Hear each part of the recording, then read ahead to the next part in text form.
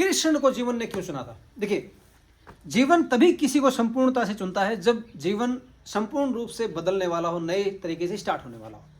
तो कृष्ण के टाइम क्या हुआ था स्पेशल? कृष्ण का काल है 3000 साल के आसपास। वो क्यों है?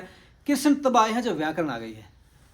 व्याकरण आते ही दुनिया को परिभाषित करना था, जीवन को परिभाषित करना था कि आखिर जीवन कैसा है, क्यों है। क्योंकि जब से बर्फ का युग खत्म हुआ है और बर्फ का जो श्रेष्ठ कोड का आदमी है वो जब दुनिया में आया है हत्यारा कोड लेके, तब चीज़ें श्रेष्ठता से परिभाषित हो रही हैं। श्रेष्ठता के लिए आपको लड़ना है, लड़के आपको अगले को मारना है, आप बच गए, आप श्रेष्ठ हैं, आप सब कुछ हैं। जीवन तो ये नहीं है। जीवन तो है कि आप किसी कमज़ोर को है ना ठीक करें, उसको ताकतवर बनाएं। मरीज को जब डॉक्टर ठीक करता है ना, तब है जीवन। और जब आपने एक स्वस्थ हटे कटे आदमी को मार के कहा कि यही जीवन है, तो ये तो खात्मा है। तो इसलिए जीवन की जो व्याख्याएं करनी थी नए तरीके से, क्योंकि उस टाइम शब्द पूरे हो चुके थे, वाक्य पूरे हो चुके थे, आदमी की साइकोलॉजी पूरी हो चुकी थी, तो व्याकरण आई। और व्याकरण से क्या है कि हर इंसान जीवन को परिभाषित कर सकता है अपने तरीके से। ये बहुत बड़ी पावर है व्याकरण। तब कृष्ण को चुना गया है संपूर्णता के रूप में। तब कृष्ण ने संपूर्ण जीवन को समझा, राजतंत्र के हिसाब से, सामाजिकता के हिसाब से, धर्म के हिसाब से, कर्म के हिसाब से, हर तरीके से समझा उन्होंने जीवन को। समझने भाई संपूर्ण कोड में आदमी समझ जाएगा। और बचाने के हिसाब से, देखिए संपूर्णता का मतलब है आपके अंदर कोई इच्छा नहीं है खुद के लिए। संपूर्णता का मतलब है आप दाता हैं, आप बचाने वाले हैं, आपको बचने की जरूरत नहीं है, आप पूरे लीडर हैं, आपके अंदर कोई असुरक्षा की भावना नहीं होगी। संपूर्ण होंगे तो आपको सबके लिए करना है। सबका मतलब जीवन किससे, हवा पानी मिट्टी जीव वनस्पति इंसान सब, औरत पुरुष बच्चा बड़ा बूढ़ा सब, टोटल सारा जीवन उन्होंने समझा। उन्होंने उस चीज़ के उपदेश दिए और उनको लिखा, गीता में लिखा।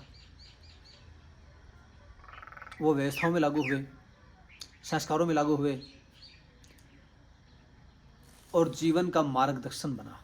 वो आज तक भी कायम है संपूर्णता के रूप में। जिन देशों के पास संपूर्ण लोग नहीं है, कृष्ण शिव राम जैसे, क्या उनका कुछ नहीं उनके पास।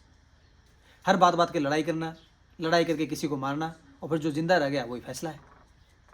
उनके पास जीवन की समझ आज भी नहीं है। इजराइल कितना विकसित देश है, फैसला कैसे कर रहे हैं? गाजा को बिल्कुल ख़त्म कर देंगे, सब अगर मर ही जाएंगे, सब वहाँ से चले जाएंगे, हो गया फैसला। ये क्या फैसला है? ऐसे अमेरिका करता है, ऐसे रशिया करता है, चाइना करता है। हमारे यहाँ फैसला कैसे होता है? कैसे होता है? ये पैदा कैसे हुआ, इसका खानदान कैसा है, इसके कर्म कैसे हैं, इसका प्रभाव कैसा है, राम के अनुसार कैसे है, कृष्ण के अनुसार कैसा है, शिव के अनुसार कैसा है, विवेकानंद ने क्या कहा है, जीवन के अनुसार इसने क्या प्रभाव डाला है। और जब बस में नहीं हो ना, वक्त फैसला करेगा, राम फैसला करेंगे। ये है वो जीवन की संस्कृति। ऐसे बनता है जीवन। तो इसके लिए चुना गया कृष्ण को। तो वही बात, कृष्ण को भी सांवला रंग दिया गया है, वो भी मिक्स संतान है, वो भी शायद सांवली माता और गोरे पिता की संतान है। ठीक है, इसलिए क्या है कि जनप्रिय है, क्योंकि गोरा आदमी श्रेष्ठ है। और गोरा आदमी वहाँ पे राजतंत्र में इतना श्रेष्ठ है कि वो काले लोगों से नफरत करता है। इसलिए काले लोग किसको एक्सेप्ट करेंगे? काले रंग के इंसान को। और वो होना चाहिए राजतंत्र का आदमी पैदाइश। तो काले रंग से वो जनप्रिय हो जाता है और गोरे रंग में वो पैदा हुआ होता है, गोरे खानदान में। इसलिए वो दोनों साइड के बीच का मध्यस्थ होता है। वो वही कृष्ण है, वही राम है और वही शिव है। मुझे गोरा चुना गया है। मुझे क्यों चुना गया है?